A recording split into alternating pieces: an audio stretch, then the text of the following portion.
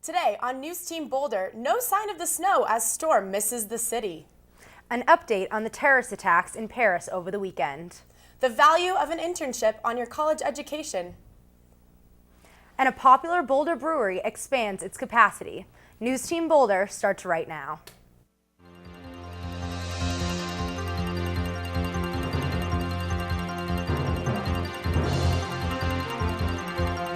From the Roser Atlas Center and the College of Media, Communication, and Information at the University of Colorado Boulder, this is NewsTeam Boulder.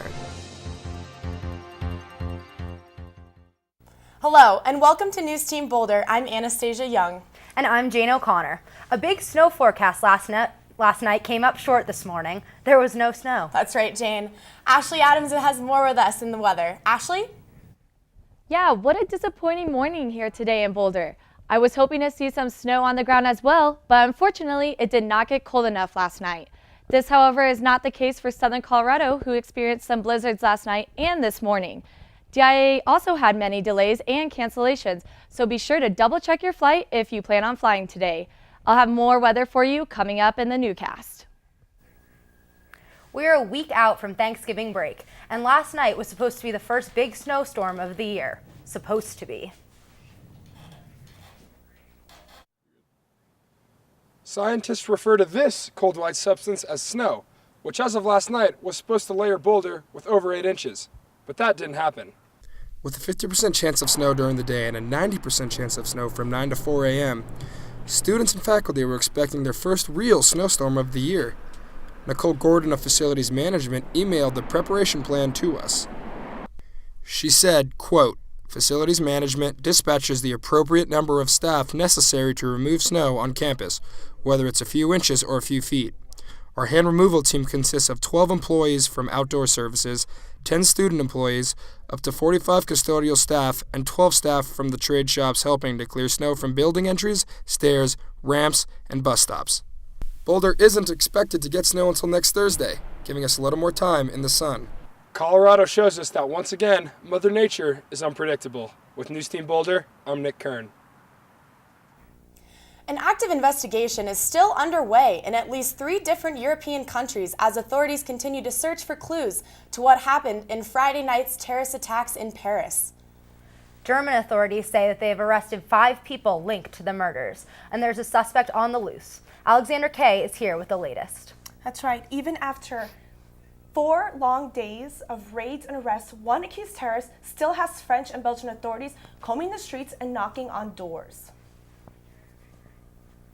French authorities just found a car rented by the suspect in a northern Paris neighborhood. The car had been rented to this man, 26-year-old Salah Abdeslam, who has been on the run since Friday. Abdeslam's older brother, Ibrahim, was also in on the attack. He blew himself up in a cafe. Another car linked to the attacks was towed away from an area near the concert hall where at least 89 people were gunned down. French police are looking over surveillance video from the sidewalks where the suspects may have walked that night. They are also talking to relatives, like the brother of the man who's on the loose. You also need to understand that in spite of the tragedy, my parents are in shock.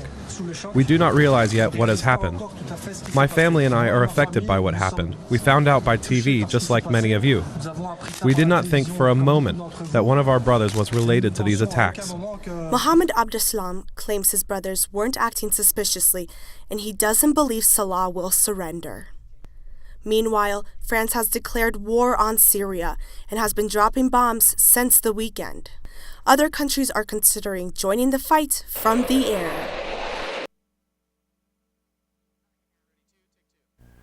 All 8 attackers were European nationals, raising the fear of homegrown terrorism.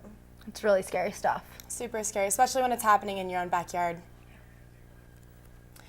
In the wake of the Paris terror attacks, governors across the country are weighing in on how their states will respond to refugees fleeing from Syria. Colorado Democratic Governor John Hickenlooper states that Colorado can provide security and a place for these refugees. He made a statement saying that safety of Colorado residents is the first priority and that he is working with the federal government to ensure national verification of refugees. After the attacks on Paris, individuals may have received an unusual amount of Facebook notifications. The Facebook feature Safety Check notified users of their friends in Paris who were checked in as safe after the attacks. The way the feature works is if you are in an area hit by a dangerous or life-threatening situation, Safety Check will prompt you to tell your Facebook friends that you are okay. For those who are unable to contact friends and loved ones during the attack, this feature provided them with a sigh of relief. The hacker group that goes by the name of Anonymous recently posted a video declaring war on ISIS in response to the recent attacks in Paris.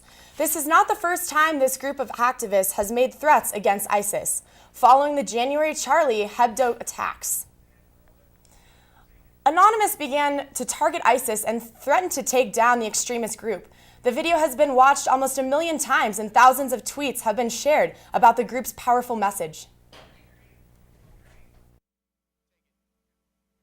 To defend our values and our freedom, we're tracking down members of the terrorist group responsible for these attacks. We will not give up, we will not forgive, and we'll do all that is necessary to end their actions.